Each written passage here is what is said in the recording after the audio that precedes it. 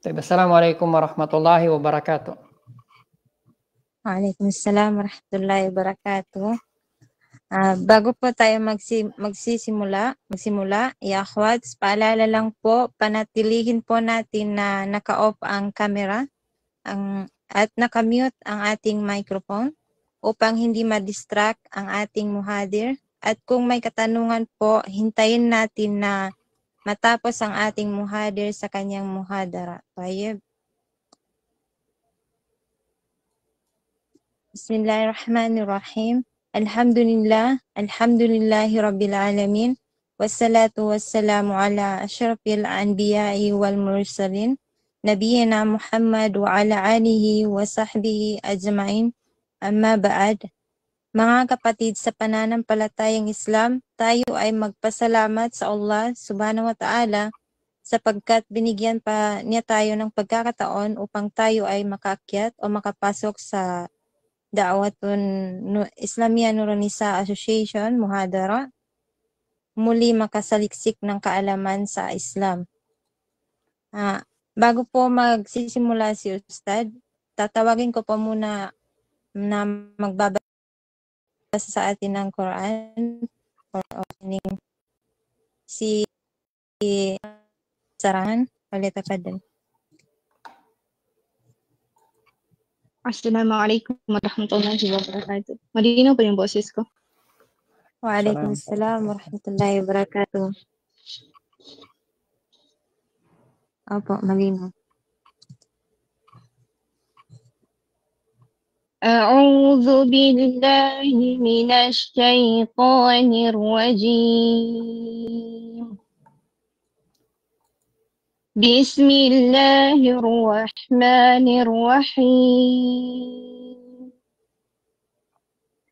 Hal ataka hadithul ghashiyah. Wujuhun yawmaidin khashi'ah. Amilatun nasibah. Tasla naran hamiyah. تسقى من عين آنية ليس لهم طعام إلا من ضريع لا يسمن ولا يغني من جوع وجوه يومئذ ناعمة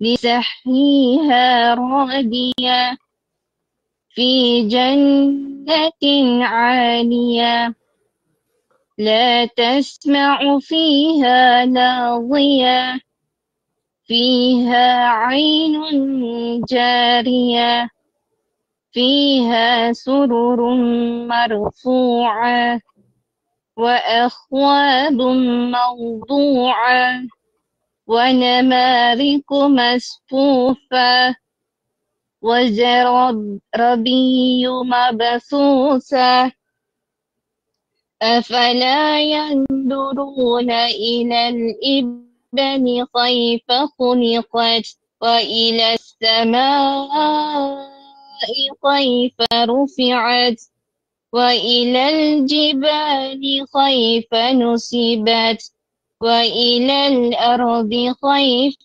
سطحت فذكر إنما أنت مذكر لست عليهم بمسيطر إلا من تولى وكفر فيعذبه الله العذاب الأكبر إن إلينا إيابهم ثم إن علينا حسابهم.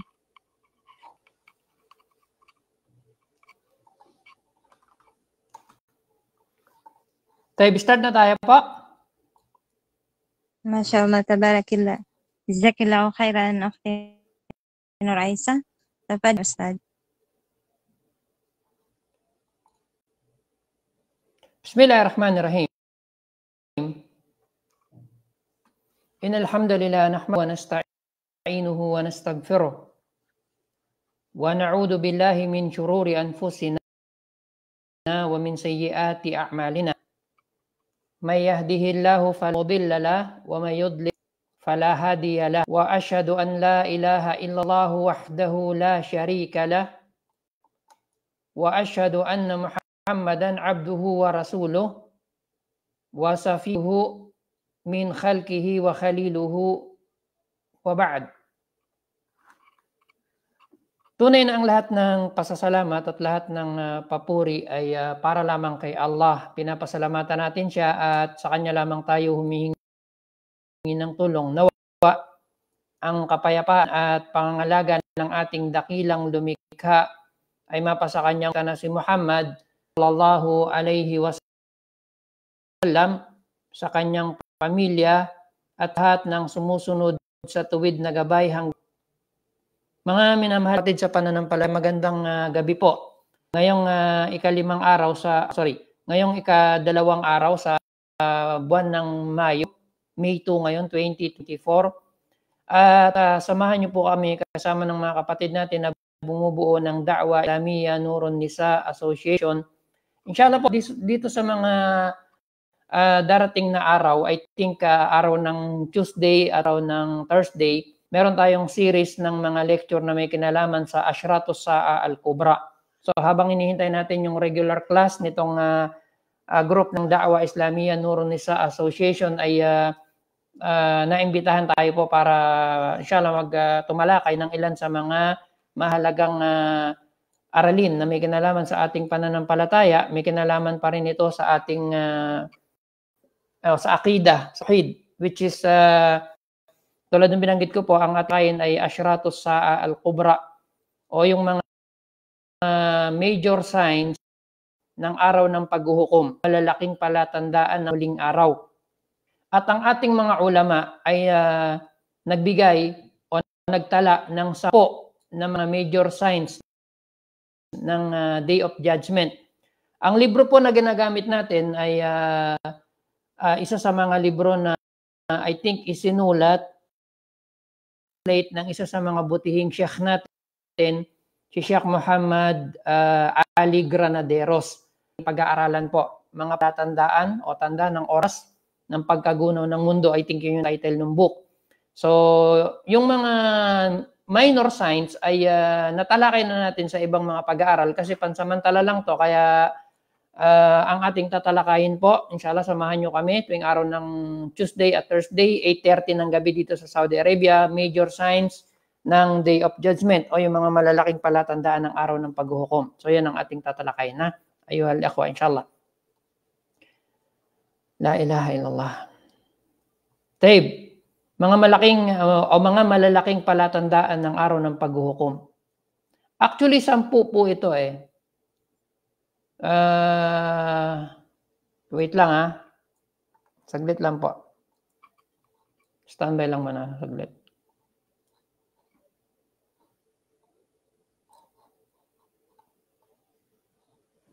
Okay. So, merong 10 na itinala o binanggit yung ating mga ulama na mga pangunahing o major sign ng araw ng paghuhukom. So, yung unang tatalakayin natin po ay yung tinatawag sa Arabic na Al-Masihud Dajjal. Al-Masih ad-Dajjal.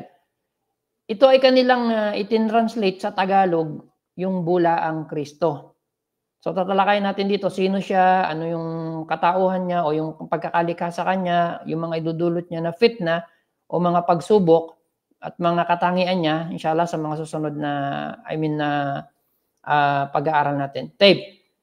Itong tinatawag na Al-Masih ad-Dajjal o yung bulaang Kristo. 10, ulitin ko, 10 yung mga major signs na binanggit ng ating mga ulama. Unahin muna natin to kasi ito yung isa sa mga laging binabanggit ng ating mga ulama na pangunahing signs ng Day of Judgment. So sino ba tong tinatawag na Al-Masih ad-Dajjal o yung bulaang Kristo? Siya ay isang lalaki po mula sa lahi ni Adam alayhi salatu wassalam. So yung tinutukoy natin na Masihud Dajjal na pangunahing sign ng araw ng paghuhukom ay tao rin, lalaki. Kabilang siya sa lahi ng mga Hudyo. Kabilang siya sa lahi ng mga Hudyo. At wala nang mas nakatatakot pa kaysa sa kanya na fitna na darating dahil sa tindi ng kanyang mga pamiminsala. At lahat ng mga propeta alayhimus salatu wassalam ay nagbigay ng babala sa kani-kanilang mga kababayan o pamayanan hinggil dito sa tinatawag na Ad-Dajjal o yung bulaang Kristo. Hanggang kay Propeta Muhammad sallallahu alaihi wasallam ay binigyan niya tayo ng matinding babala hinggil dito. Sabi ni Propeta Muhammad sallallahu alaihi wasallam, "Inni laundirukumuhu wa ma min nabiyyin illa andarahu qaumahu. Laqad andarahu Nuhun qaumahu." Sabi ni Propeta Muhammad alaihi salatu wasalam, binabalaan ko kayo tungkol sa kanya. I mean dun sa bulaang Kristo.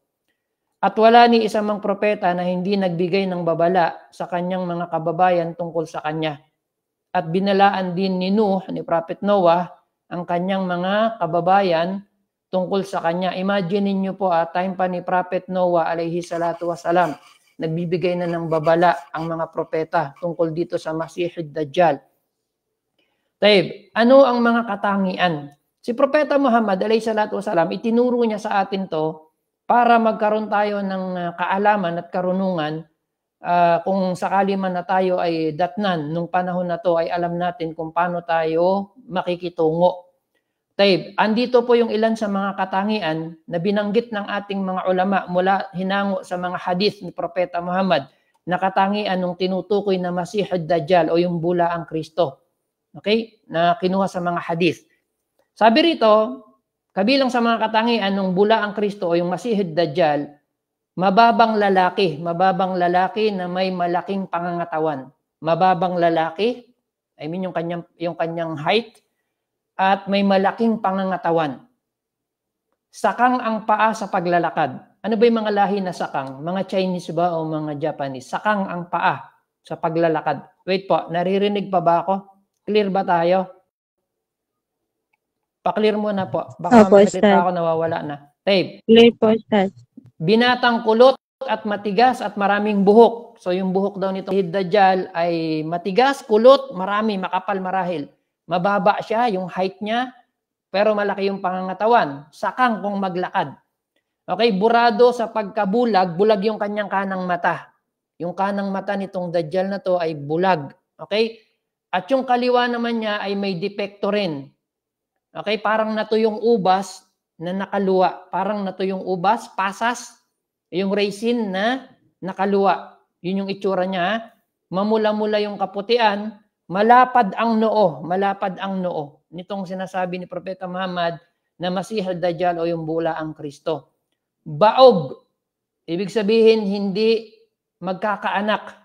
At nakasulat sa pagitan ng kanyang dalawang mata dito sa noo niya, nakasulat yung mga letra na kaf, fa, ra. Ibig sabihin kafir, hindi mananampalataya.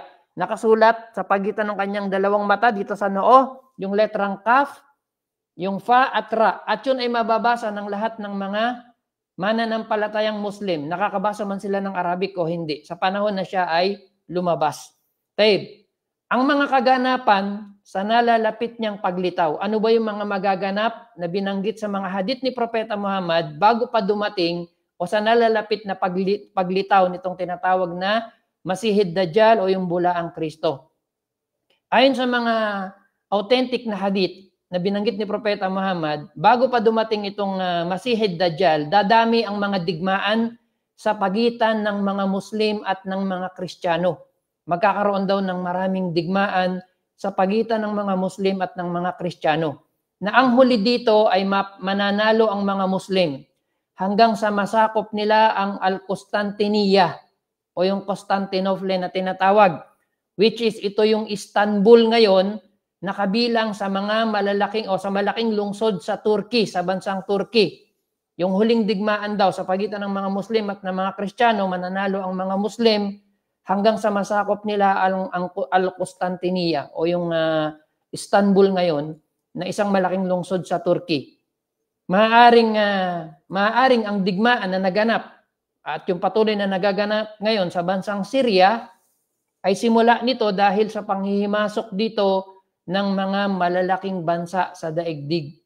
Ikalawa, 3 taon bago ang kanyang paglitaw ay labis na maghihirap ang mga tao at magugutom ng matindi dahil sa labis na tagtuyot, which is nararanasan sobrang init, sobrang tagtuyot sa napakaraming bansa. Kaya nga medyo nakakatakot dahil yung mga hadith na babanggitin natin ay minsan o sabihin natin na sometimes nakikita natin nakasalukuyang nagaganap sa maraming bansa. Pakinggan natin yung hadith na sinabi ni Propeta Muhammad tungkol dito. Sabi niya alayhi salatu wasalam, wa inna qabla khurujid dajjal 3 sanawatin shidad yusibun nasa fiha ju'un shadid ya'murullahu as-sama' fi sanatil ula an tahbisa thuluta matariha wa ya'murul arda fatahbisu thuluta nabatiha thumma ya'muru as-sama' fi sanati thaniya patuhbisa thulutsay matariha wa ya'murul arda patuhbisu thulutsay nabatiha thumma ya'murullahu as-sama' fi sanati thalitha fatahbisu mataraha kullaha fala tumtiru qatratan wa ya'murul arda fatuhbisa nabatuha kullaha fala tumbitu khadra fala tabka data dhilfin illa halakat illa masya Allah. Qila fama ya'ishu an-nasu fi dhalika az-zaman qala at-tahlilu wat-takbiru wat-tasbihu wat-tamhid wa yujra dhalika alayhim majra at-ta'am. Sabi ni Propeta Muhammad alayhi salatu wasalam, bago ang paglitaw ni Dajjal o ng bulaang Kristo na to, ni Masihid Dajjal, ay magkakaroon ng 3 mahihirap na taon kung saan ang mga tao ay magdaranas ng matinding taggutom. Sa unang taon, ipag-uutos ni Allah sa langit na pigilan ang 2 bahagi ng ulan at pigilan ang lupa ang 2 bahagi ng pananim nito. Ibig sabihin yung 1/3 ng ulan hindi bubuhos sa unang taon. At uutusan ni Allah yung kalupaan na lahat ng itinutubo niya na halaman, pagkain, mga prutas, mga puno, yung 1/3 nun hindi tutubo. Sa 2nd taon, ipag-uutos ni Allah subhanahu wa ta'ala na pigilin ng kalangitan, yung 2/3 o yung 2/3 bahagi ng ulan na wag bumuhos dito sa lupa. At itatago ng lupa, hindi lalabas ang anumang pananim, ang 2/3 nito po o yung 2/3 bahagi ng mga tumutubo sa kalupaan. At sa 2nd taon, ipag-uutos ni Allah sa kalangitan na pigilin ang lahat ng mga ulan dito. Walang babagsak na kahit na anumang patak ng ulan dito sa kalupaan. At walang at ang lupa uutusan ni Allah subhanahu wa ta'ala na wag wag tumubo ng kahit anumang pananim at walang tutubo na anumang berde. Kaya walang matitirang hayop na may baak ang kuko o biyak yung paa. Yung kuko, yung tinutukoy dito po, maliban na lamang na mamatay. Maliban sa mga naisin ni Allah subhanahu wa ta'ala na manatili. May nagsabi kay Propeta Muhammad, Ya Rasulullah, paano po mabubuhay ang mga tao sa panahong iyon? Sabi niya, alayhi salatu wasalam, ang tahlil, ang takbir, ang tasbih at tahmid, iyon ay papalit sa pagkain para sa kanila. Yung tahlil, yung pagsasabi ng la ilaha illallah. Takbir, pagsasabi ng Allahu Akbar. Tasbih, pagsasabi ng Subhanallah. At yung tamhid ay yung pagsasabi ng Alhamdulillah. Yun daw yung magiging pamalit na pagkain ng mga tao sa panahon na yun. Pangatlo po, malilimutan ng mga tao ang pagbanggit sa Dajjal. Malilimutan ng marami sa mga tao ang pagbanggit dito sa Al-Masihud Dajjal hanggang sa ang mga imam sa mga masjid ay iniiwanan na nila ang pagsesermon tungkol dito o pagbanggit tungkol dito sa kanilang mga mimbar.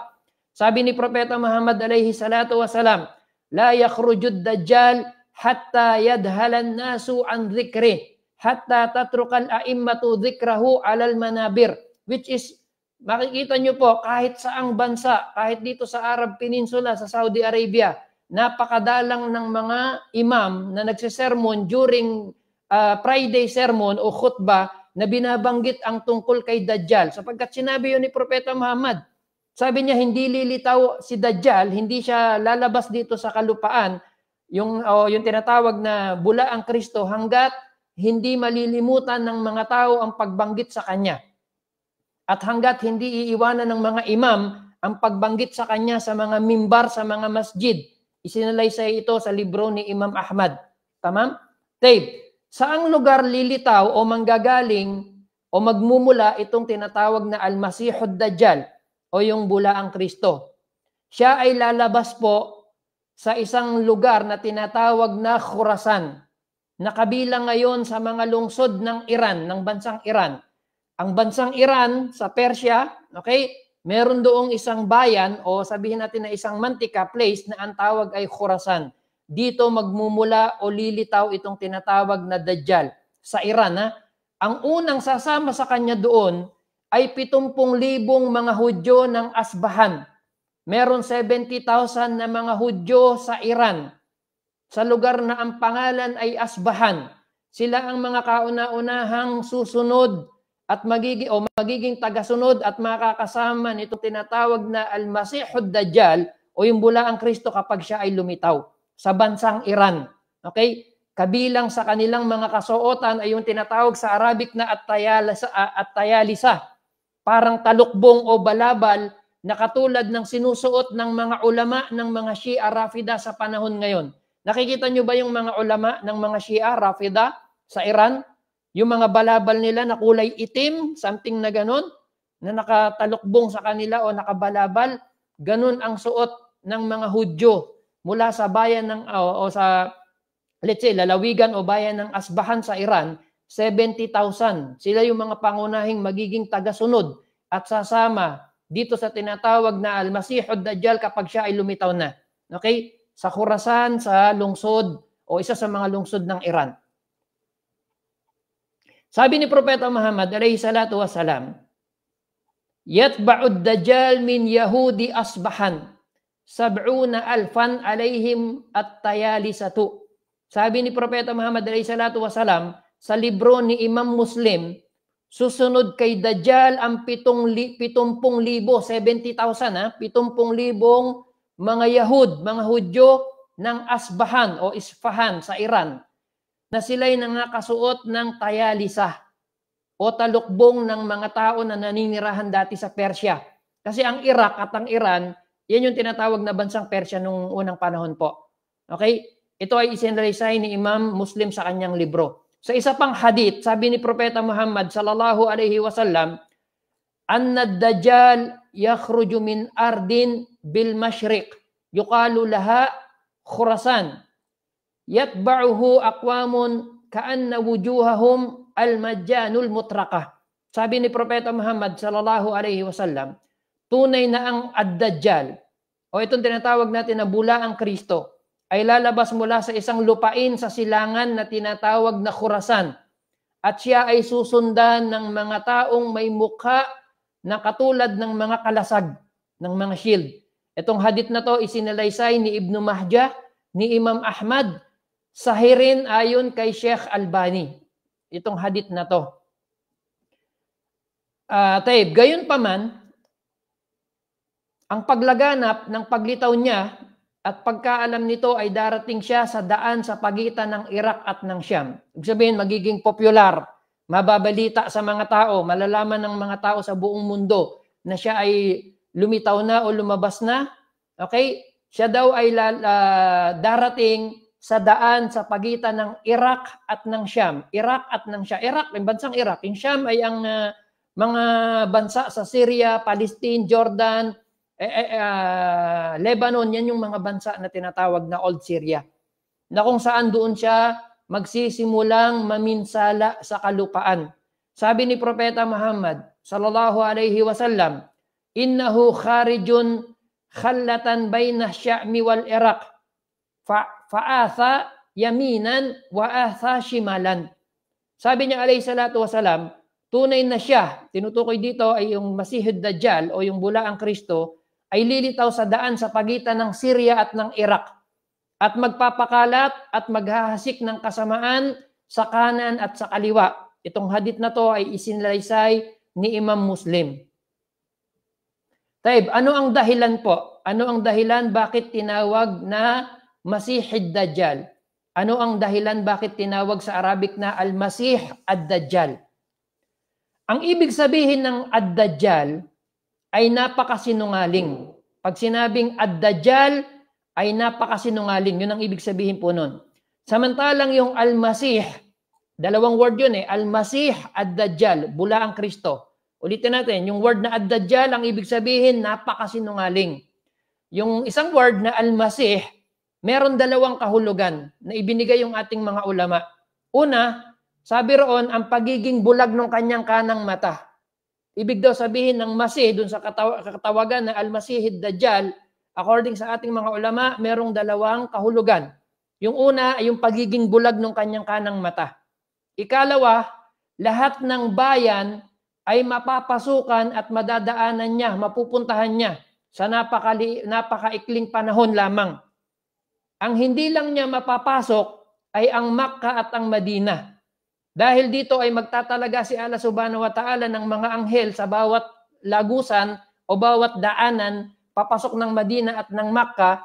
So yung mga anghel ay nakabantay doon sa mga lagusan na yon at hawak nila yung kanilang mga espada. So anytime na gustong pumasok nitong Masih ad-Dajjal, hindi niya magagawa. So isa yan, yan yung ikalawang kahulugan ng sinasabing Al-Masih, which is madadaanan niya. Kasi masaha, ibig sabihin ng masaha is, ano tawag dito? Hinawakan, hinaplos. Di ba si Jesus Christ, tinatawag din siyang Masih. Al-Masih, Isa ibn Maryam.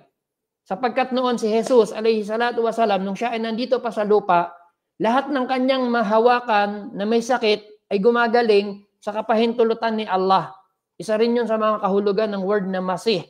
But dito, regarding do sa Al-Masih ad-Dajjal, isa sa mga kahulugan ng Masih na binanggit ng ating mga ulama, yamsahul ard, ibig sabihin mahahawakan niya, mapupuntahan niya, mapapasok niya, madadaanan niya ang lahat ng bayan sa buong kalupaan. Sa maikling panahon lang. Walang bayan dito sa ibabaw ng lupa maliban na kanyang mapasok para magdulot ng kasamaan at imbitahan ng mga tao sa pagsamba sa kanya. Maliban sa dalawang bayan, ang Makkah at Madina. Sabi ni Propeta Muhammad alayhi salatu wasalam, "Laisa min baladin illa sayata'uhu ad-Dajjal, illa Makkah wal Madinah. Laisa lahu min niqabiha naqbun illa alayhil malaikatu safin yahrusunaha." Sabi ni Propeta Muhammad sallallahu alayhi wasallam, walang anumang bayan maliban na matatapakan o mapapasok nitong Al-Masih ad-Dajjal, maliban sa Makkah at Madina. Walang anumang daanan papasok ng Makkah at Madina sa pagitan ng dalawang bundok, maliban na mayroong nakahanay na mga anghel na nagbabantay dito, na may mga espada. Nahawak nila yung kanilang mga espada, binabantayan nila lahat ng mga lugar na maaaring daanan o pasukan ng Masih ad-Dajjal, kaya hindi niya magagawa na makapasok dito. Itong hadith na to po, napakalakas na hadith. Isinalaysay ito ni Imam Bukhari at ni Imam Muslim.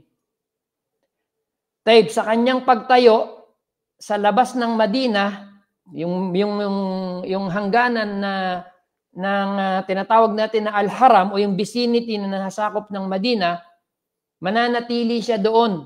Kasi hindi nga siya makakapasok doon sa loob So mananatili siya doon sa labas, na kung saan ay magkakaroon ng mga malalakas na lindol sa Madina 3 beses. Kaya lalabas doon lahat ng mga munafik at lahat ng mga kafir papunta doon sa Dajjal, papunta kay Dajjal. Sabi ni Propeta Muhammad sallallahu alayhi wasallam, fayanzilu bisabakha fatarjupul Madina 3 rajafat yakhruju ilayhi minha kullu kafirin wa munafiq.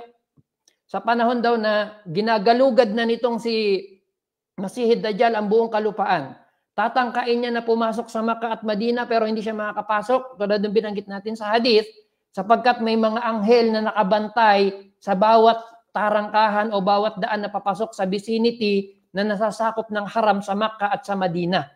So doon sa Madina, merong lugar na outside na ng Madina vicinity, mananatili doon yung tinatawag na to na Dajjal.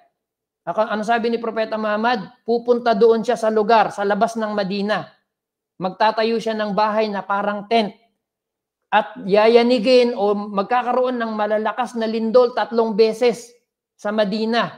Sa sobrang takot ng mga tao, yung mga tao na walang ganap na pananampalataya, tulad ng mga kafir at ng mga munafiq, lilisanin nila yung loob ng Madina at sila ay lalabas. Itong hadith na to ay napakalakas din sapagkat isinalaysay ito ni Imam Al-Bukhari at ni Imam Muslim. Taib, ano ang panawagan nitong Dajjal? Ano ang panawagan nitong Masihid Dajjal o yung bulaang Kristo na tinatawag natin? Ang kanyang panawagan ay ipipilit niya sa mga tao na siya ang Panginoon na dapat sambahin. Kaya siya tinawag na Dajjal dahil dito. Napakasinungaling. Ano ang panawagan ni Dajjal kapag siya ay lumabas na o lumitaw na? Ipapanawagan niya at ipagpipilitan niya sa mga tao, ikukonvince niya yung mga tao na siya ang Diyos, na siya ang Panginoon, na dapat sambahin. Kaya tinawag siya na Dajjal. Napakasinungaling dahil dito sa gawain na ito na kanyang gagawin.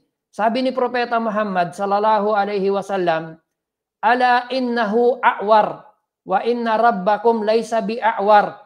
Tunay na ang Dajjal, itong bulaang Kristo ay bulag, yung kanyang kanang mata bulag. At tunay na ang inyong Panginoon, si Allah ay hindi bulag.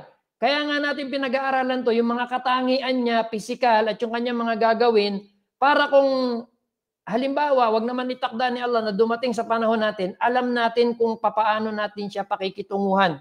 Okay? Then, dapat ituro natin to sa ating mga pamilya, sa ating mga anak, sa mga susunod na henerasyon.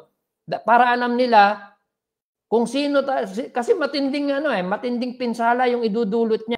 Mamaya makikita nyo rito. Babanggitin natin pagkatapos nito yung mga kapangyarihan at lakas na ipagkakaloob sa kanya o ibibigay sa kanya ni Allah. Talagang matutukso ang maraming tao. Hindi kayang panghawakan ng kahit na sinong mananampalataya yung kanyang iman o yung kanyang pananampalataya o pagiging Muslim sa sobrang tindi ng idudulot na fitna nitong tao na to. Taib. Dito po, sinabi ng ating mga ulama, ano ang ibibigay ni Allah na lakas o kapangyarihan dito sa Masihid Dajjal na to o yung bulaang Kristo. Sabi ng ating mga ulama, mula sa mga hadith na binanggit ni Propeta Muhammad, marami ang ibibigay ni Allah na lakas o kapangyarihan dito sa Al-Masihid Dajjal. Na kung hindi tama ang iman o hindi tama ang akida ng isang tao at hindi malaki ang kanyang kaalaman, ay tunay na mafi-fit na siya nitong Masihid Dajjal o nung bulaang Kristo at kanyang malilinlang at sasama siya dito. Dahil ang hikma o wisdom sa pagpapalitaw niya kay Dajjal ay bilang pagsubok sa mga mananampalataya. Maaring itanong niyo po, ano ang wisdom? Bakit merong pang ganyan na pangyayari? Ba't nilikha ni Allah ang Dajjal? Bakit kailangan na dumanas ng matinding pagsubok? Actually, kailangan talaga po ang wisdom doon. Kaya to nilikha ni Allah, kaya niya to palilitawin, kaya niya palalabasin sa mga huling araw ng buhay sa mundong ito bilang pagsubok sa mga mananampalataya. At walang pagsubok na dadating sa mga mananampalataya na mas malaki pa kaysa sa pagsubok ng Dajjal according kay Propeta Muhammad sallallahu alaihi wasallam.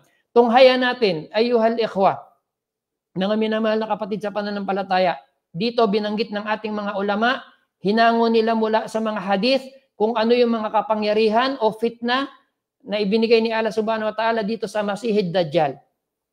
Kabilang po doon, bibigyan siya ni Allah ng bilis na malilibot niya ang buong kalupaan, ang buong mundo sa maikling panahon lang. Kabilang sa mga kapangyarihan na ipagkakaloob ni Allah sa Masihid Dajjal, bibigyan siya ni Allah ng bilis na malilibot niya, magagalugad niya, mapupuntahan niya lahat ng bayan, lahat ng lugar dito sa ibabaw ng lupa sa maikling panahon lang. Subhanallah. Kabilang pa rin dun po, meron siyang paraiso at impyerno na ipinakikita sa mga tao. Meron siyang dala-dala na ipinakikita, nasa kanan, nasa kaliwa yung isa. Paraiso at impyerno nakikita ng mga tao. Ngunit iyon ay baliktad po, baliktad sa lungat, sa katotohanan. Kasi nga siya ay Dajjal, sinungaling. Sapagkat ang kanyang paraiso, yung paraiso na makikita ng mga tao, yun ay impyerno. At ang impyerno na pinakikita niya, yun ay paraiso. Kaya hindi, subhanallah, hindi tayo dapat malinlang o sino mang mga mananampalataya na susunod pagkatapos natin. Kaya nga pinag-aaralan natin tong mga hadith na to mula kay Propeta Muhammad. Sabi niya, may daladalang paraiso at impyerno na nakikita ng mga tao itong Masihid Dajjal. Pero baliktad po yun. Yung makikita ng mga tao na paraiso yun ay impyerno. Huwag kayong papasok doon. At yung makikita nila na ipinapakita sa kanila na impyerno, yun ay paraiso po. Kabilang pa rin sa mga kapangyarihan na ibibigay ni Allah Subhanahu wa Ta'ala sa Masihid Dajjal, ang mga bayan na maniniwala sa kanya. Ang mga bayan na maniniwala sa kanya sa mga oras na siya ay lumitaw o lumabas, sila yung mga bayan na yayaman. Magiging, alam niyo yun, magiging ano tawag dito? Napakarangya ng pamumuhay. Dahil uutusan niya ang, tingnan niyo kayang utusan nitong Dajjal ang kalangitan na umulan. Kayang utusan ni Dajjal, ipinagkaloob sa kanya ni Allah Subhanahu wa Ta'ala yun, nakapangyarihan, na kapag inutusan nitong Dajjal ang kalangitan na bumuhos ang ulan, uulan. At kapag inutusan niya ang kalupaan, ang disyerto na tuyo, na mabuhay at tumubo ang mga pananim, tutubo, nakikita yun ng mga tao. Tataba yung kanilang mga hayop na katulad ng kanilang mga kamelyo na busog, yung mga tupa, yung mga baka, at dadami ang gatas nito. Nare-realize nyo ba, na-visualize nyo ba, ayuhal ikhwa, kung gaano katindi yung idudulot na pinsala o fitna nitong Masihid Dajjal? Taib, kabilang pa rin sa mga magaganap sa kapanahunan niya na ipagkakalob sa kanya ni Allah na lakas o kapangyarihan. Anumang bayan na hindi maniniwala sa kanya, sa oras ding yun ay maghihirap ng lubusan, magiging dukha, walang anumang matitira sa mga yaman nila at ari-arian. Biglang mawawala ang mga pananim sa kanilang mga kalupaan. Uutusan niya ang lupa, kabilang pa rin sa mga kapangyarihan na ipagkakaloob sa kanya ni Allah o ibibigay, kaya niyang utusan ang lupa na ilabas ang kanyang mga nakalibing o nakabaon na mga yaman o mga nakatagong yaman sa ilalim nito. Sasabihin niya sa patay na lupa, ilabas mo ang iyong mga nakatagong yaman. Kaya ilalabas nito yung mga treasure, may biginto o mga mamahaling bato na nasa ilalim ng lupa na parang kumpul-kumpul ng mga bubuyog. Ganun na dinidescribe ni Propeta Muhammad alayhi salatu wasalam. And then, kabilang pa rin doon, meron siyang mga shayatin, mga demonyo. Etong Masihid Dajjal, meron siyang mga shayatin, mga demonyo, na po pwede niyang utusan na mag-anyo na kamukha ng inyong mga magulang para linlangin yung mga tao at iligaw sila.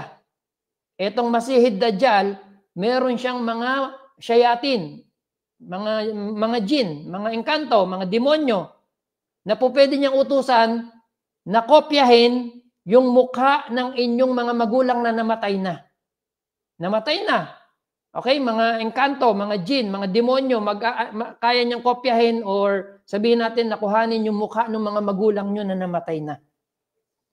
And then, ipapakita sa kanya, dun sa tao na yun, at sasabihin, o aming anak, sundin mo siya, dahil siya ang iyong tunay na Panginoon. Ganun kalupit, mga kapatid, sa pananampalataya.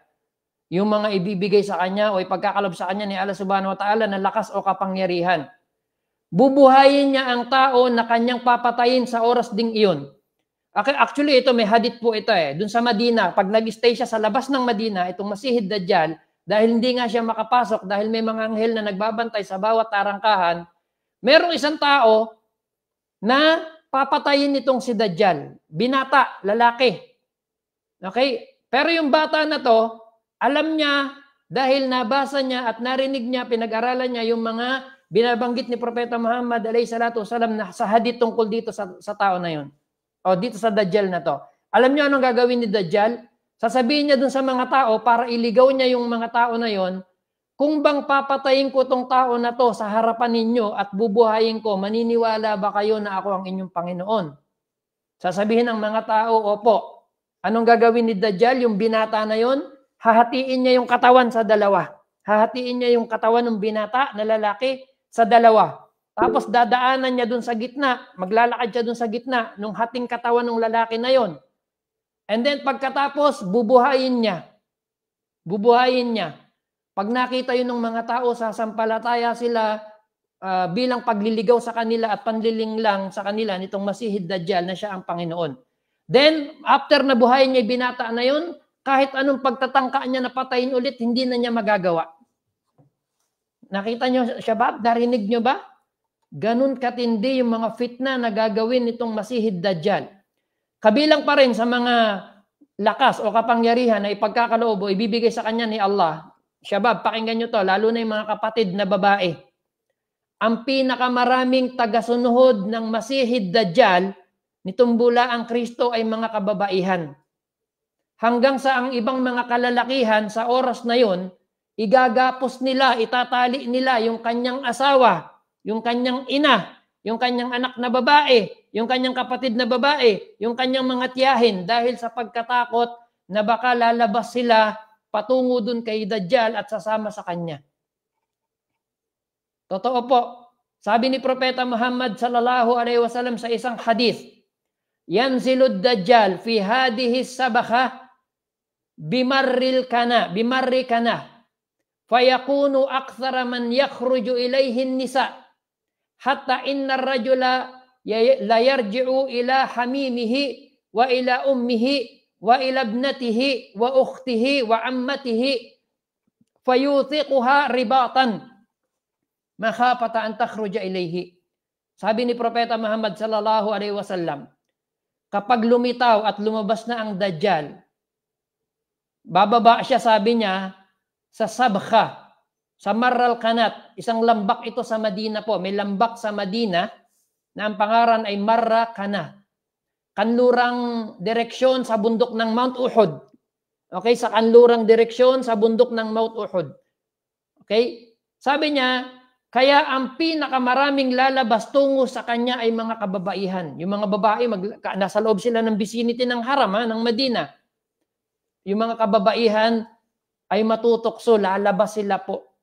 Hanggang yung mga kalalakihan doon sa loob ng Madina, pupuntahan niya yung kanyang asawa, kanyang ina, yung kanyang anak na babae, kapatid na babae, mga tiyahin niya, igagapos niya, itatali niya dahil sa sobrang takot niya na baka lumabas sila doon.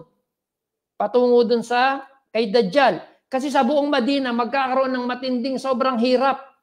Wala silang matatagpuan na pagkain. Samantalang sa labas ng Madina, nakikita nila napakaraming pagkain. Matinding napakatinding pagsubok ang mangyayari sa panahon na yun. Huwag nawa tayong abutan. Sabi ni Propeta, may mga sahaba nun na sinasabi nila, Ya Rasulullah, alam niyo yun, tinatanong nila, Ya Rasulullah, paano po kaya ang mangyayari pagka dumating yung Dajjal sa panahon natin o something na ganun. Sinabihan sila ni Propeta Muhammad, huwag niyong hangarin na sa panahon ninyo umabot yung paglitaw o paglabas ni Dajjal, hindi niyo kakayanin.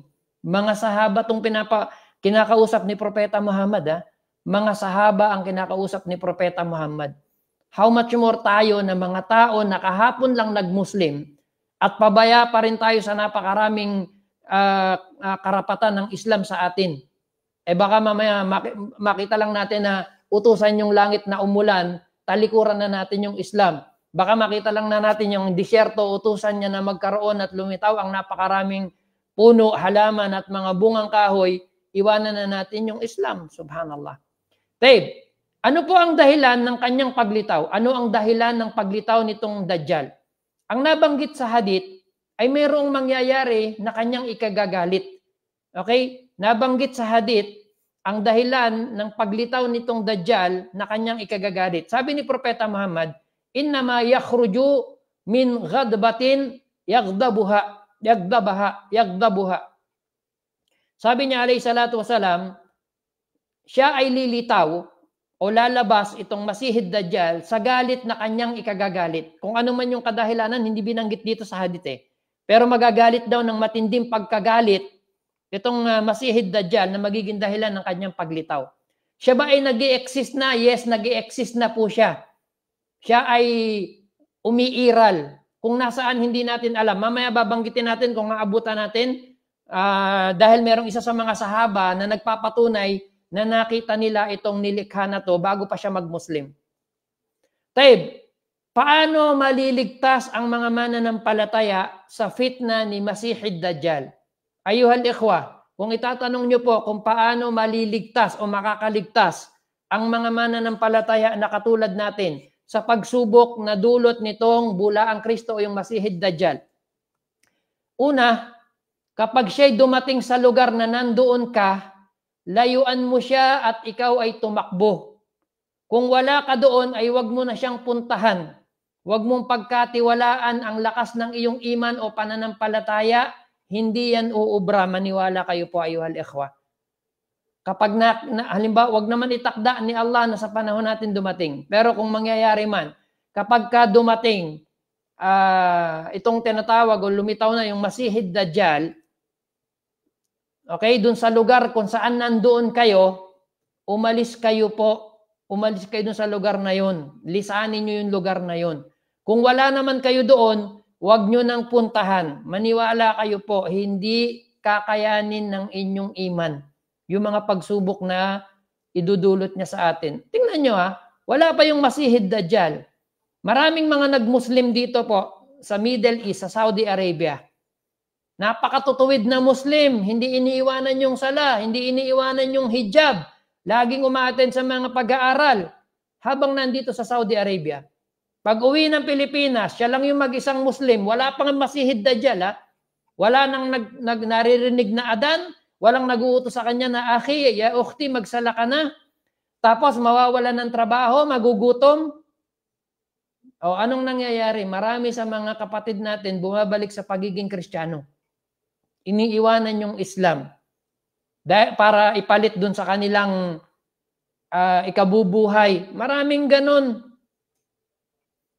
How much more kapag dumating itong tinatawag natin na fitna ng Masihid Dajjal, mas matindi ron ng napakalaki at napakaraming beses po. Kaya nga natin ito pinag-aaralan, alam natin kung paano tayo makakaiwas. Taib, kabilang pa rin po sa itinuro ng ating mga ulama, paano tayo makakaligtas sa Masihid Dajjal o sa fitna na idudulot ng Masihid Dajjal, isaulo nyo po, i-memorize nyo yung 10 unang aya ng Suratul Kahf.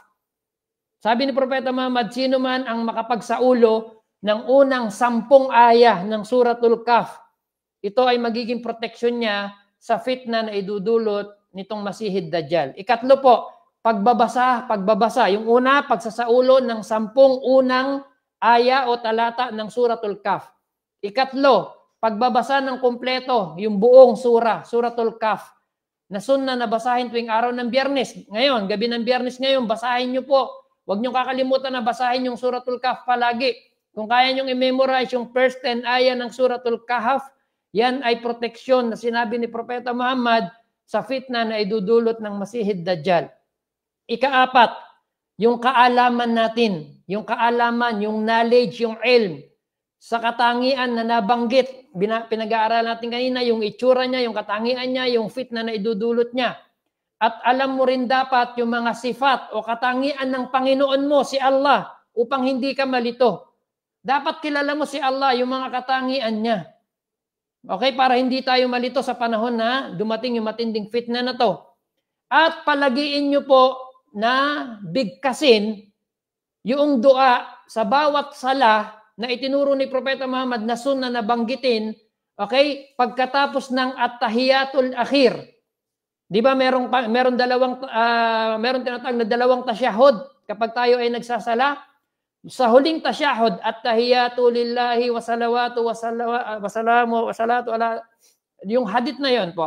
And then sa huling bahagi, merong itinuro si Propeta Muhammad na dua pagkatapos ng tahiyatul akhir o yung tasyahud al-akhir, which is ito po yun, ang pagsasabi ng Allahumma inni a'udhu bika min adabil qabri wa min adabin nar wa min fitnatil mahya wal mamat wa min fitnatil masihid dajjal. Di ko alam kung memorize nyo po ito pero i-memorize nyo po sapagkat itinuro to ni Propeta Muhammad na kapag ito ay lagi nyong binabanggit sa inyong sala bago yung pagkatapos ng huling tasyahud, okay, ililigtas kayo o pangangalagaan kayo ni Allah sa fitna ng Masihid Dajjal. Allahumma inni a'udhu bika min adabil qabri, wa min adhabin nar, wa min fitnatil mahya wal mamat, wa min fitnatil Masihid Dajjal. Ibig sabihin, O Allah, ako po ay nagpapakup-kup sa iyo mula sa parusa ng libingan, at mula sa parusa ng impyerno, at mula sa pagsubok ng buhay at kamatayan, at mula sa kasamaan na pagsubok ng huwad na Misaya o yung bulaang Kristo al-Masihid Dajjal. Okay, ika-anim po, ika-anim. Kung masasadlak ka sa kanyang fitna o pagsubok, ay humingi ka ng tulong kay Allah laban sa apoy ng impyerno, sa apoy o impyerno ni Dajjal. Kasi makikita nyo yung sabi sa inyo, may papakita siya na paraiso o impyerno, pero kasinungalingan po yun. Yung makikita nyo paraiso, impyerno yun. Yung makikita nyo impyerno, yun yung paraiso. So humingi tayo ng tulong palagi kay Allah subhanahu wa ta'ala at proteksyon para doon po. Ikapito, palagi ang pagbanggit sa fitna ni Dajjal para di makalimutan ng mga tao. Madalas dapat itong inile-lecture po kaya lang, alam nyo yun, napakadalang ng ating mga ulama, mga masyaikh o mga ustad na nagle-lecture na may kinalaman dito po. Kasi nga sinabi na ni Propeta Muhammad, palatandaan yan, na kapag hindi nyo na naririnig na binabanggit ang tungkol sa Masihid Dajjal, yan yung mga sign na malapit na siyang lumitaw. Dahil kung sakaling darating, ay hindi na magtataka yung mga tao, kung lagi natin itong pinapaalala, hindi sila malilito dahil alam na nila to. Ilayo nawa tayo ni Allah subhanahu wa ta'ala, iligtas nawa tayo sa fitna na dulot nitong Masihid Dajjal, at mga tagasunod niya sa panahon natin ngayon. Taib, ang oras na. Bismillah.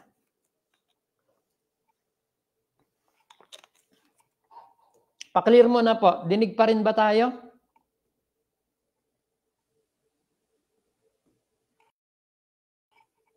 Pa-clear po, pa-clear. Naam po, Ustads. Taib, continue natin ha. Tingnan na, baka hindi natin kayang tapusin tong una Kasi 10 itong sinasabi sa inyo ng mga major sign ng araw ng paghuhukom. Taib, gaano katagal ang ilalagi nitong Dajjal kapag siya ay lumitaw na? Gaano katagal ang ilalagi sa ibabaw ng lupa kapag ka lumabas o lumitaw na itong Masihid Dajjal? Ang nabanggit po sa mga hadith ay 40 araw. Ang nabanggit sa mga hadith ay 40 araw, 40 days. Ngunit yung unang araw niya ay katumbas ng 1 taon ang tagal, ang haba.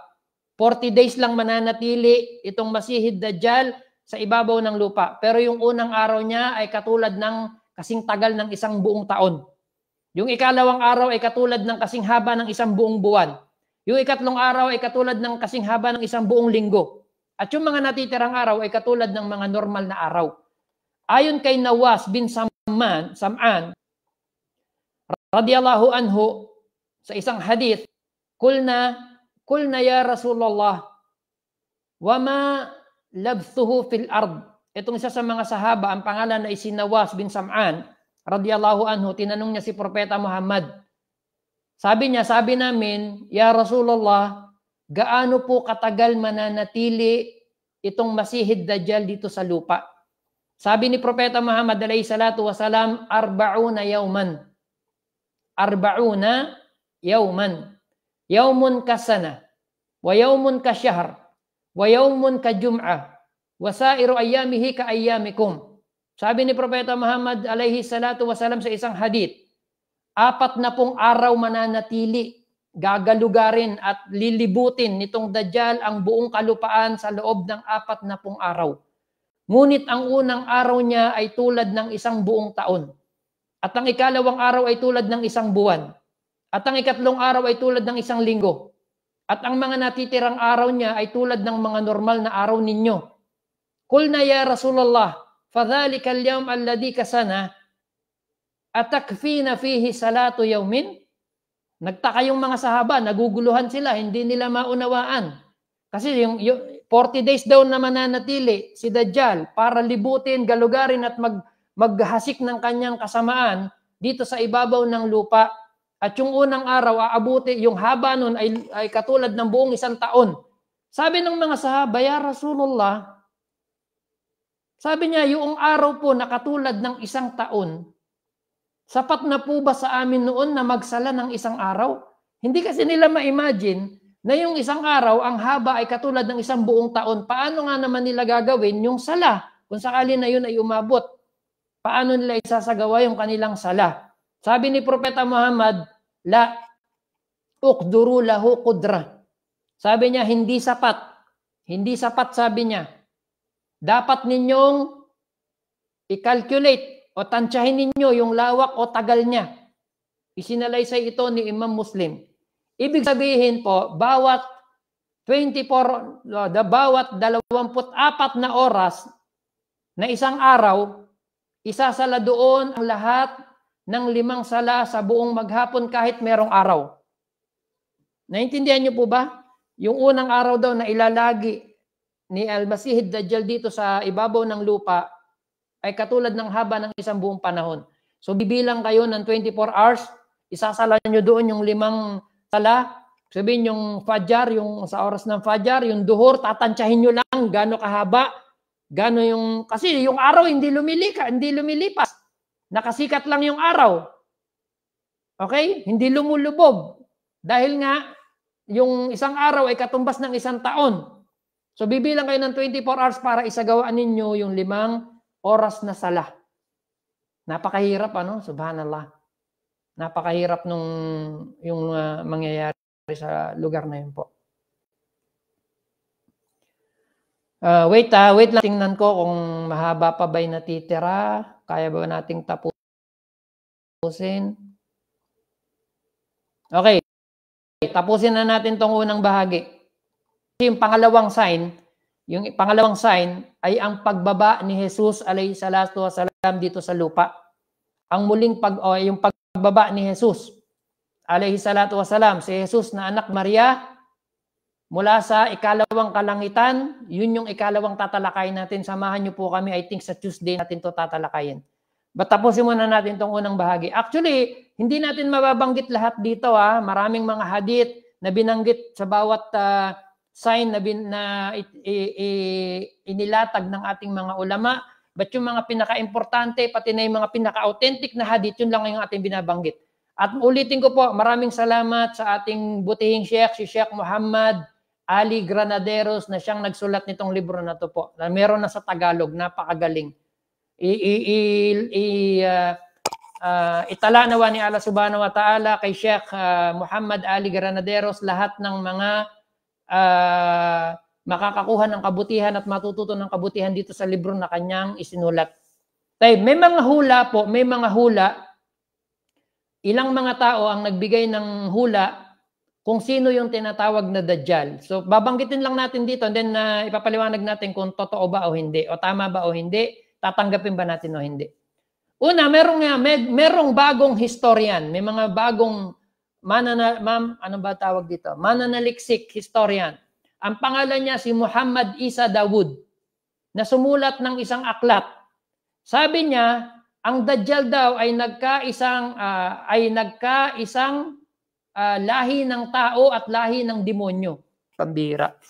Parang kalahati demonyo, kalahati tao. Itong Dajjal daw, ayon dito kay Muhammad Isa Dawood, di ko alam kung Muslim to, pangalang Arabo, na itong Dajjal daw na binabanggit ay kalahating tao, kalahating demonyo. Nagkakaisa sila at si Iblis sa panahon ngayon. Nandyan daw sila ngayon sa tinatawag na Bermuda Triangle. Narinig nyo na ba yung Bermuda Triangle?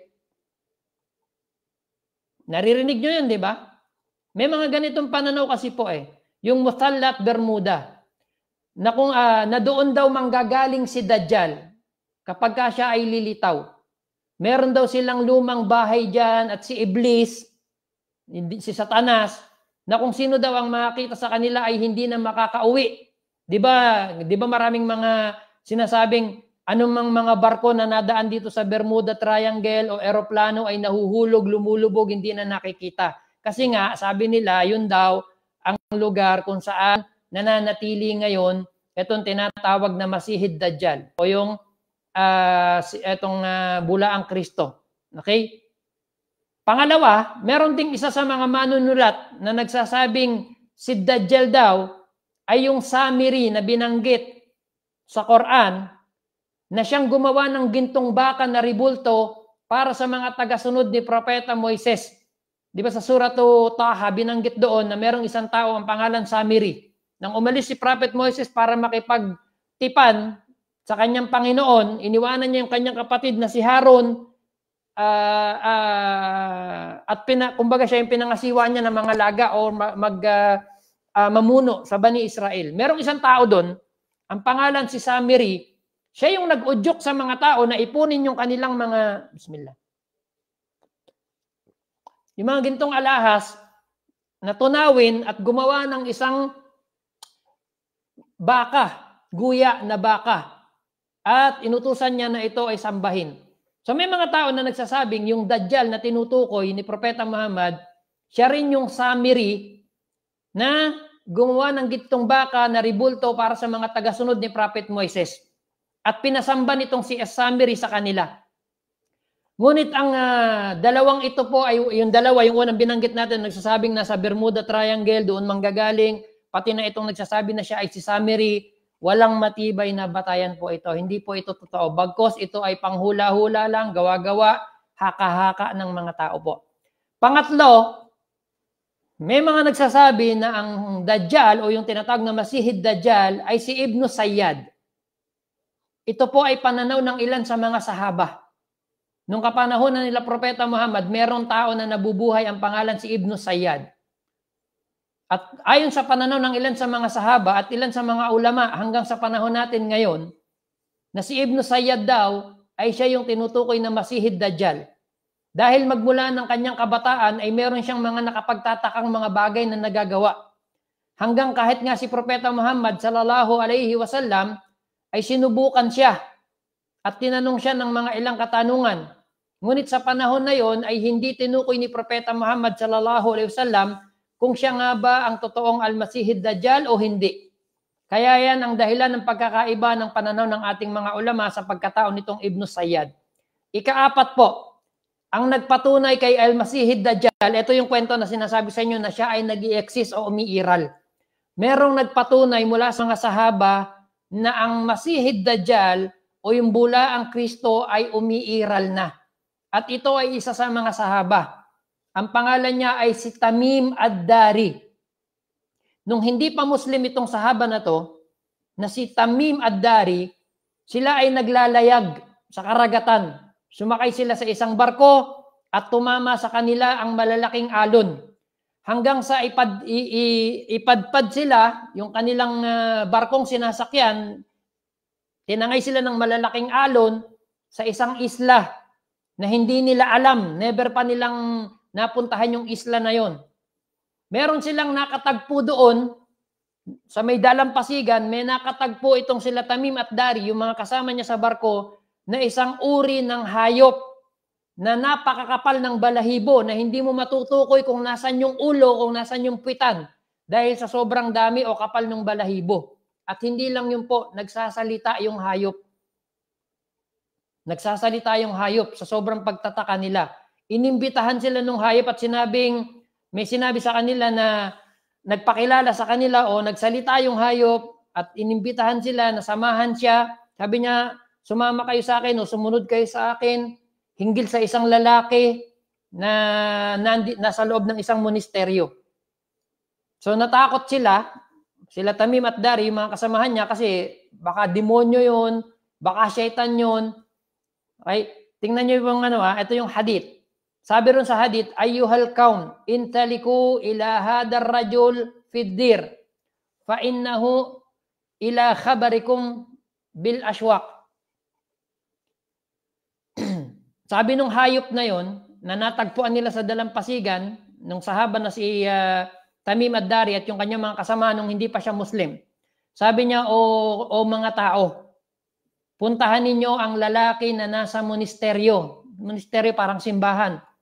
Sapagkat labis-labis ang pagkasabik niya sa inyong mga balita. Sabi ni Tamim ad-Dari, kaya nagmadali kaming pumasok sa simbahan na kung saan natagpuan namin ang isang lalaki na may pinakamalaki at pinakamalakas na kadena. Napakalaki daw nung kadena na nakagapos doon sa lalaki na natagpuan nila sa loob ng monasteryo. Nakagapos, sabi niya, yung kanyang kamay, hindi ko alam paano imomostra, nakakadena sa kanyang leeg. At sa pagitan ng kanyang dalawang tuhod at mga paa ay kadenang bakal. Nakakadena, napakalaking kadena. Hanggang sa itanong nito sa kanila ang iilan sa mga katanungan. At sa bandang huli, ito ay nagpakilala sa kanila na siya ay ang Masihid Dajjal. At ito din ang pinatunayan o pinatotohanan ni Propeta Muhammad sallallahu alaihi wasallam. Kasi nung nag-Muslim siya, si Tamim ad-Dari, at ikinukwento ni Propeta Muhammad, sinasalaysay niya sa kanila yung katangian, yung larawan nitong Masihid Dajjal na alala ni Tamim ad-Dari yung lugar na kung saan sila napadpad sa isla na yon. Then natagpuan nila yung hayop na yun na nagsasalita at sila ay inutusan na sumunod sa kanya hanggang matagpuan nga nila yung lalaki na nasa loob ng monasteryo po. Yung kwento na yun ni Tamim ad-Dari ay nagpapatunay na siya ay nag-i-exist. Ito'y isinalaysay ni Imam Muslim sa kanyang libro. Mula sa napakahabang hadith mula kay Fatima bin Qais al-Fihriya radiyallahu anha. So, isinamarize lang dito sa hadith na to o binuod lang dahil sobrang haba po. Anyway, ang tatlong pinakamalalaking relihiyon sa buong mundo, ang Islam, ang Kristyanismo, at ang mga Hudyo ay naniniwala o na merong lilitaw na Masihid Dajjal. Ngunit iba-iba ang kanilang interpretasyon dito po. Ulitin natin. Itong great na three religion, ang Judaism, ang mga Hudyo, ang Kristyanismo, pati na ang Islam, lahat sila ay naniniwala na merong lilitaw na Al-Masihid Dajjal o ang Misaya. Okay? Bula ang Kristo. Kaya lang iba-iba yung kanilang interpretasyon. Sa mga Hudyo po, ay hinihintay nila itong tinatawag na Masihid Dajjal daw at dahil ito daw ang mamumuno sa kanila at makapagliligtas sa kanila sa pang-aapi ng kanilang mga kalaban. Ipapahayag daw sa kanila ni Allah ang kanilang pagkadalisay at na sila'y mga pinili at ang mga ibang tao daw ay mga alipin lamang nila. Kaya magmula noong taong 2019 ay hinihintay na ito ng mga Hudyo dahil darating na raw ang paglabas niya. Mula taong 2019, 2024 na tayo ngayon, hinihintay ng mga Hudyo yung paglabas nitong Masihid Dajjal. Okay, ang paniniwala nila na ito ang magliligtas sa kanila mula sa pang-aapi ng kanilang mga kalaban. Ang mga Kristiyano po, ang mga Nasara naman, ang pinaniniwalaan nila na ito daw ay si Jesus na anak ni Maria, Isa ibn Maryam, na magiging pinuno daw nila sa kanilang paghahari sa buong kalupaan.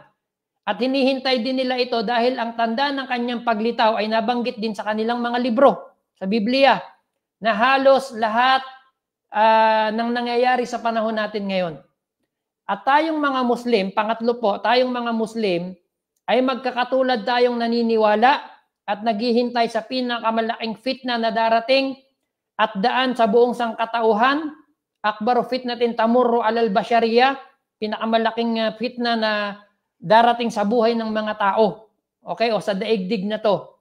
Ngunit ang malaking tanda ng kanyang paglitaw na atin ang naunang binanggit kanina sa mga unahan ng ating lecture ay hindi pa nangyayari. Ang makakapas lang o makapapatay lamang dito sa Al-Masihid Dajjal o yung bulaang Kristo ay walang iba kundi si Jesus na anak ni Maria. Na inshallah babanggitin natin po, huwag kayong mawawala sa mga susunod na lecture natin.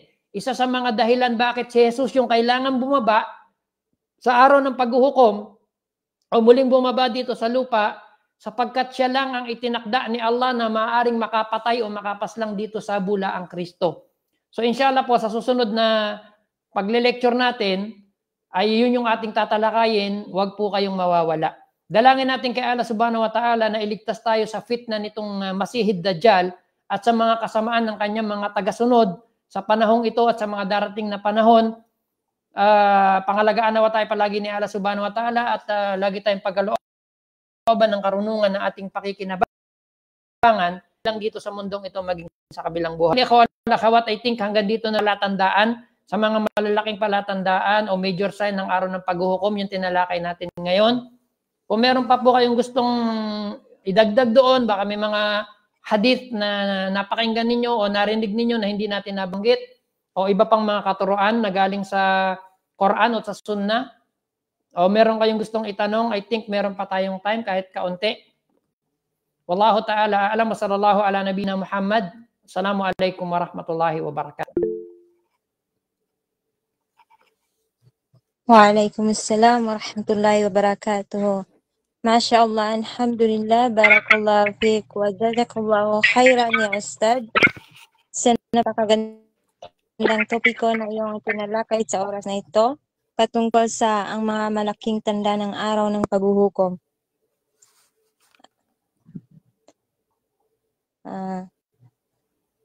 Bago po tayo dadako sa sual wa jawab, ay pumili ka muna po ng 3 pangalan sa ating tagapakinig. Tatanungin mo po sila kung ano ang pulot na aral o ano ang kanilang natutunan sa iyong itinalakay sa oras na ito. Palitapad Ustad. Bakit ako? Dapat kayo. Kayo yung mamili. Baka mamaya yung kilala ko lang yun ang piliin ko. Magagalit sa akin niya, ba't ako yung tinawag? Pwede sila mag-raise hand. Sino daw yung meron ba kayong napulot doon sa pinag-aralan natin? Ayuhal akhawat. No. Tinatanong kayo ng mga ano nyo. Magtanong ka muna. Ano itatanong ko? Hindi ako nakahanda hindi ako sanay sa pagtatanong. Sanay ako yung sumasagot. Ukhti Zumaya, Zainab. Magbigay lang sila ng natutunan. Ano daw yung natutunan nyo po? Ukhti Zainab, Zumaya. Assalamualaikum warahmatullahi wabarakatuh po, ya Ustads. Bali, ako po, para po sa akin, ya Ustads, yung natutunan ko po sa lectures na ito ngayon, yung pagdating po ni Dajjal, na yan po ay paulit-ulit din po na nababanggit sa ibang mga muhadara na about po sa fitna na nangyayari ngayon sa social media. At ito po ngayon, alhamdulillah po, kasi malaki po ang naging ano po ito sa akin bilang balik Islam, na yung nga po yung sa nabanggit mo kanina, ito po si Al-Masih Al-Dajjal ay siya po ay isang napakalaking pagsubok na darating. Inshallah, sana po hindi na po natin maabutan ito, kasi nakakatakot po, ya Ustads, na iyak po ako sa lectures mo kanina po. Natakot po ako. Subhanallah. Opo, kasi napakahirap po, ya Ustads, yun nga po kagaya po ng sinabi mo na as balik Islam na nandito din po ako sa Arabia, yung pang konting pagsubok lang po ang dadanasin sa buhay. Baka hindi ko rin po masabi sa sarili ko na baka isubok po yung pagka-Muslim ko. Wag naman po sanang mangyari. Kasi nakakatakot po na maabutan ng kamatayan, na mawala ako sa pananampalatayang ito. Yun po yung lagi kong natatakot po ako, ya Ustads. Kumbaga, ano po yung maipapayo nyo po sa isang kagaya ko po, ya Ustads, na balik Islam, na nagpupursige po ako na magsaksik ng kalaman, kasi napakahirap po na mapunta po sa impyerno. Hindi po biro yun. Assalamualaikum po at sa kalahukay. Allah musta'an. Binanggit natin po, kaya nga tayo nag-aaral po. Isa sa mga pinakamalaking bagay na magagawa ng Muslim at dapat niyang gawin, obligado sa kanya, na pag-aralan niyang mabuti yung kanyang reliyon. Alhamdulillah, pinadali na sa atin ni Allah subhanahu wa ta'ala yung mga pag-aaral katulad nito po. Marami sa mga taong naliligaw ulit, nawawala ulit, dahil sa napakakaunti ng kanilang karunungan o kaalaman tungkol sa Islam, lalo na sa kanilang Panginoon. So, alhamdulillah, ay pinagkalooban tayo ni Allah subhanahu wa ta'ala o pagkalooban panawa tayo ni Allah subhanahu wa ta'ala ng marami pang oras para makapag-aral pa tayo at magagawa pa tayo ng maraming kabutihan. At lagi kayong hihingi ng tulong sa klolo kay Allah subhanahu wa ta'ala na pangalagaan tayo sa lahat ng mga fitna na to, lalo na yung ng Masih Dajjal, katulad ng mga binanggit po natin kanina. Barakallahu fikum. Barakallahu fikum.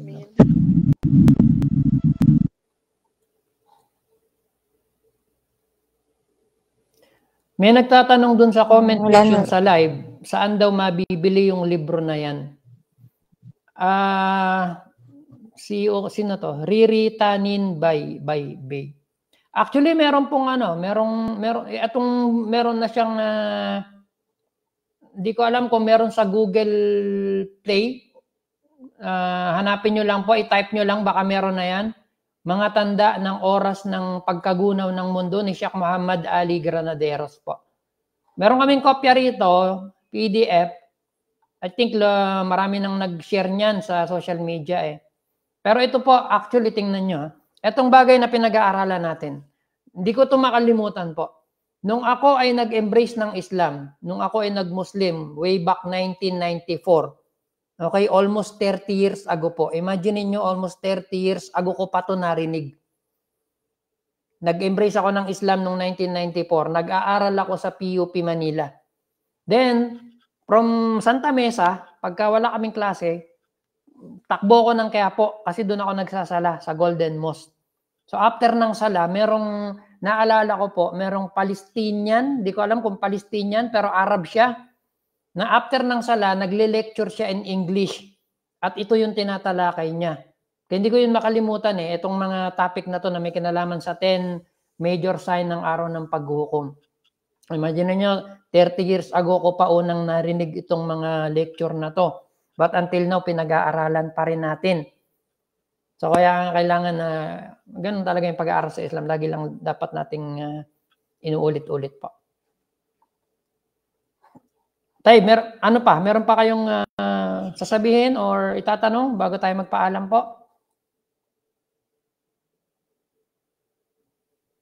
Mga kapatid sa pananampalatayang Islam, kung may katanungan po kayo ay inshallah tatanggap si Ustad ng mga 2 or 3. Yes, may PDF copy po nito. Bigay ko na lang kay Kharna. Isesend ko kay Kharna. Hingi kayo ng kopya po. Magsisend ako ng copy ng PDF nitong buong libro. Actually, ano na nga tayo eh. Ang tinatalakay natin yung mga major sign. Yung mga minor sign, napakadana po na nakalagpas na lahat. O yung iba ay kasalukuyan nating natatamo. Ate Deng, nakataas yung kamay ni Ate Deng. Ate Deng, magbibigay po kayo ng ayuda. Ito po yung kaisa-isang kaklasmate natin na senador. Pagka kailangan nyo po ng ayuda, ayan po si Nurhaya Baginda, mag-message lang po kayo. Senadora po yan. Hindi po yan natataw. Lahat ng eleksyon, pasok yan palagi. Never na natanggal yan sa Senado. Tideng. Sheikh, assalamualaikum po, Sheikh. May nagpapatanong po. Ang tanong niya po ito, nagkakasala po ba daw ang isang babae nang nakapag-asawa siya na hindi pa sa hiwalay, pero may reason po? Kasi yung asawa niya po ay nakakulong niya for lifetime. Tapos wala nang support, wala nang communication. Tapos matagal na po, wala na tapos hanggang ngayon hindi na alam nakapag-asawa siya. Kasi humingi daw siya ng divorce, ayaw daw ng asawa niya. Pero ngayon nakapag-asawa na po siya. Ang point niya daw po yun ay nagkakasala po ba siya? Sabi ni Kharna, Ate Deng, ang layo daw nung topic nyo. Wag nyong binabash si Ate Deng. Tatanggalan kayo ng ayuda niyan. Kahit ano itanong niyan, okay lang kayo. Hindi kayo makakatanggap ng ayuda, tandaan nyo yan. Yung pinapagawa nyong mga kalsada dun sa probinsya nyo, mananatili yan. Sa putik kayo dumaan. Hindi kayo bibigyan ng tulong niyan. Pasensya na po sa out of topic yung tanong ko. May nagpapatanong po. Sige lang po, okay lang po. Anyway, regarding dun sa sinasabi ni Ate Deng, ang mag-asawa po sa Islam ay mananatili silang mag-asawa hanggat hindi pinapawalang bisa ng Sharia yung kanilang kasal. Either na, kasi 3 po pwedeng mahiwalay yung lalaki, yung babae sa asawa niya, 3 pagkakataon o 3 pamamaraan. Either na i-divorce siya nung lalakalak o either na humingi siya ng tinatawag na khula, which is ibabalik niya yung iraransom, ganon. Iraransom niya yung sarili niya dun sa asawa niya, ibabalik niya yung mahar na ibinigay sa kanya, gusto man ng lalaki o ayaw, walang magagawa yon. Uutusan siya ng court na i-divorce yung kanyang asawa. or yung tinatawag na fashon nika o annulment, pagpapawalang bisa. So as long na ang lalaki, katulad dun sa question na yung babae ay nag-asawa nang walang clearance o malinaw na divorce na nangyari o hiniwalayan o humingi siya ng pagpapawalang bisa ng kanyang kasal, actually may mali po doon kasi hindi siya po pwedeng mag-asawa ng ibang lalaki hanggat walang clearance mula doon sa kanyang asawa o sa judge sa court na pinapawalang bisa yung kanilang kasal. So ang pwedeng gawin ng babae doon, halimbawa, sa tulad ng binanggit doon sa kwento, nakakulong yung lalaki, either na yan ay panghabang buhay na pagkakulong or hindi niya alam kung makakalabas pa ba o hindi, napipinsala na siya, hindi siya na nasasustentohan, hindi na ibibigay yung kanyang karapatan, po pwede, ang gagawin ng babae, po pwede siyang pumunta sa Sharia court. Sasabihin niya sa judge, kagalang-galang na judge, ganito po ang kalagayan ko. Ang asawa ko po na si Pulan ay nakakulong. Okay, nasa ibang bansa o saan man, wala akong balita, hindi ko na alam kung ano nangyari sa kanya, buhay pa ba o whatever.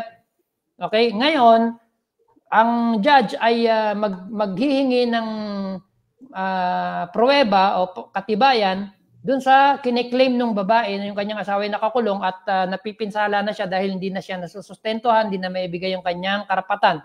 Ngayon, pag nakapag-provide yung babae at totoo yung sinasabi niya at napatunayan ng court, maaaring maggawad yung court ng pagpapawalang bisa ng kanyang kasal. Saka lang siya po pwedeng mag-asawa. Pero yung as long na yung kasawa niya ay buhay pa, hindi siya hinihiwalayan, hindi siya humingi ng hula, hindi siya humingi ng annulment, mananatili siya sa ilalim ng pangangalaga ng kanyang asawa po na una. At hindi siya po pwedeng mag-asawa. Wallahu alam, hanggat wala siyang clearance na ibinibigay noong ng Sharia po. Wallahu ta'ala alam po. Shukran po, Sheikh. Po, Sheikh, saan ba sagot. nakakulong yung ano?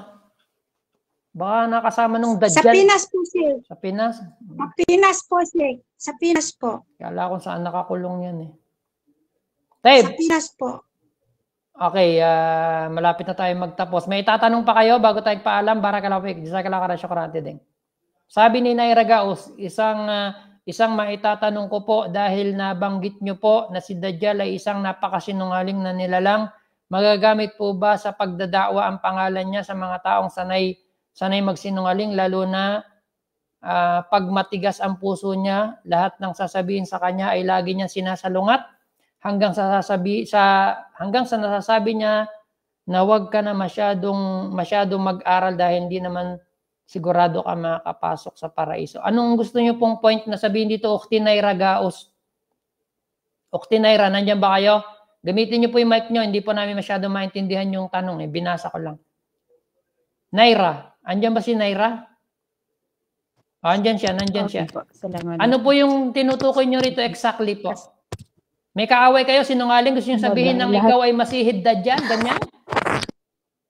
Opo. Nag-away kayo ng Pwede asawa po ba niyo yun, kasi ganun? nagsinungaling sa inyo na hindi hindi siya, po, halimbawa hindi lang.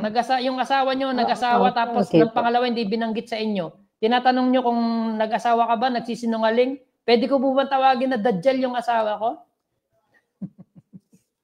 Literally po yung Dajjal, ibig sabihin ay napakasinungaling. But kung ang tinutukoy nyo ay yung masihid Dajjal o yung bula ang Kristo, hindi yan po pwedeng itawag kahit kanino. Maliban dun sa itinuro sa atin ni Propeta Muhammad na tinatawag na masihid Dajjal. Bulag ba yung sinasabi nyo na yan na napakasinungaling? Bulag yung kanang mata tapos yung kaliwa ay may bulag defecto.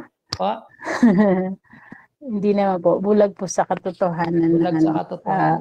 Hindi yan. Sa Hindi yan. akhira. Kumbaga sa, okay. At least na, ano ko lang po, na, Kung gusto niyo tawagin, pwede ba silang sila. tawagin na Dajjal as in literal, sa literal na kahulugan dahil siya ay sinungaling? I think wala namang kaso. Pero yung tutukuyin nun niya siya ay yung masihid Dajjal, para lang po, kabilang hindi, sa para mga lang po major sign ng araw ng paghuhukom, hindi po. Siguro para yun na rin yung way na matigil niya pagsisinungaling niya. Para maalala niya, ito pala, masama na si Dajjal. Bakit ganito pa rin yung ano niya, yung ugali niya. Baka doon po mawala yung pagka-sinungaling ng tao. Asawa ko ha. Mabait po ang asawa ko. Hindi nga, Sa iba binigay ko pong lang po mga na example kasi hindi mga po pwedeng lahat ng tao. lahat ng magsisinungaling Opo. pwedeng. I think hanggang dito na lang muna po, magpapaalam na po muna tayo. Karna, i-send ko sa iyo yung book, ikaw na lang bahalang mag-debut. Sa lahat ng mga gustong makahingi o makakuha ng kopya, PDF file, nung libro na to, mga tandanas ng pagkagunaw ng mundo na isinulat ng ating butihing Sheikh, ulit-ulitin ko po, sa kanya yung credit natin dahil sa kanya tong libro na to, hindi tayo mag-aangkin ng hindi atin. Itong libro na ginagamit natin ay sa ating butihing Sheikh na si Sheikh Muhammad Granaderos po. Okay? Isasend ko kay Karna yung copy. Kung gusto nyo manghingi kayo sa kanya po. So I think hanggang dito na lang. Papaalam at akhawat. Huwag kayong mawawala sa susunod na topic natin. Mas lalong mga susunod na topic po. Wallahu ta'ala a'lam. Wa sallallahu ala nabiyyina Muhammad. Assalamualaikum warahmatullahi wabarakatuh. Si founder naghihingi. Hadisa dyan nanghihingi ng PDF. Inshallah po. Si Arbaya, sabi ni Arbaya, Sheikh, Dajjal ba ay lalaki? Kla po, hindi ko alam. Baka bading yun. Hindi ko alam. Bira yung mga tanong nyo, Arbaya. Ayan, assalamualaikum. Ang bira yung mga klase. Medyo ano tinatanong.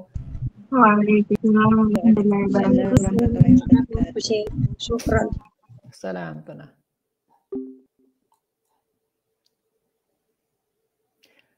Sa mga gusto po nung i-message niyo po ako, i-PM niyo po ako sa mga gusto ng PDF file ng book na ginagamit natin.